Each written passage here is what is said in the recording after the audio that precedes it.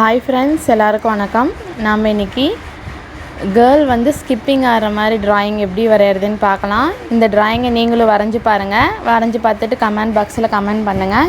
நம்ம சேனலை சப்ஸ்கிரைப் பண்ணாதவங்க மறக்காம சப்ஸ்கிரைப் பண்ணிக்கங்க. கூடவே பெல் பட்டனை பிரஸ் பண்ணிக்கங்க.